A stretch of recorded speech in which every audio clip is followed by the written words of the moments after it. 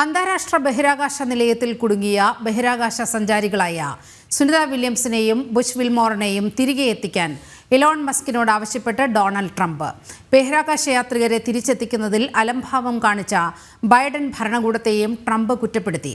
എത്രയും പെട്ടെന്ന് സുനിതയെയും വിൽമോറിനെയും ഭൂമിയിലെത്തിക്കാനുള്ള നടപടികൾ ആരംഭിച്ചതായും ട്രംപ് അറിയിച്ചു. വിവരങ്ങളുമായി ശ്രുതി പ്രകാശ് ന്യൂസ് ഡെസ്കിൽ നിന്നും ചേരുകയാണ്. ശ്രുതി, എന്താണ് വിവരങ്ങൾ? കഴിഞ്ഞ ഏതാനും മാസങ്ങളായി സുനിത വില്യംസും ബുഷ് വിൽമോറും അന്താരാഷ്ട്ര ബഹിരാകാശ നിലയത്തിൽ കുടുങ്ങിക്കിടക്കുകയാണ്. ഈ ഒരു സാഹചര്യത്തിലാണ് ട്രംപിന്റെ നിർദ്ദേശം ഇലോൺ മസ്കിന് നൽകിയിരിക്കുന്നത്. എത്രയും പെട്ടെന്ന് ഇരുവരെയും തിരിച്ചു ഭൂമിയിൽ എത്തിക്കാനുള്ള നിർദ്ദേശമാണ് ട്രംപ് ഇലോൺ മസ്കിന് നൽകിയിരിക്കുന്നത്. ഇതിനു പുറമെ ബൈഡൻ ഭരണകൂടത്തെ രൂക്ഷമായി വിമർശിച്ചും ട്രംപ് പോസ്റ്റ് സമർത്ഥരായ 2 ബഹിരാകാശ സഞ്ചാരികളെ അന്താരാഷ്ട്ര ബഹിരാകാശ നിലയത്തിൽ ഉപേക്ഷിച്ചു പോന്ന ബൈഡൻ ഭരണകൂടത്തിനെതിരെയും രൂക്ഷമായി അദ്ദേഹം വിമർശിച്ചിരുന്നു.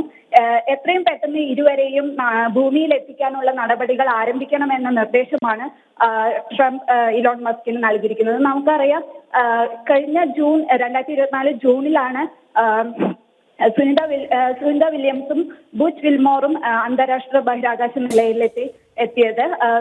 ബോയിങ് സ്റ്റാർലൈനർ പേടകത്തിലായിരുന്നു ഇരുവരും അന്താരാഷ്ട്ര ബഹിരാകാശ നിലയത്തിലെത്തിയത്. തുടർന്ന് ഹീലിയം വാതക ചോർച്ച കാരണം ഇരുവർക്കും അന്താരാഷ്ട്ര ബഹിരാകാശ നിലയത്തിൽ നിന്നും ഭൂമിയിൽ തിരിച്ചെത്താൻ സാധിച്ചില്ല. ശരി, ശ്രുതി പ്രകാശാണ് വിവരങ്ങൾ പങ്കുവച്ചത്.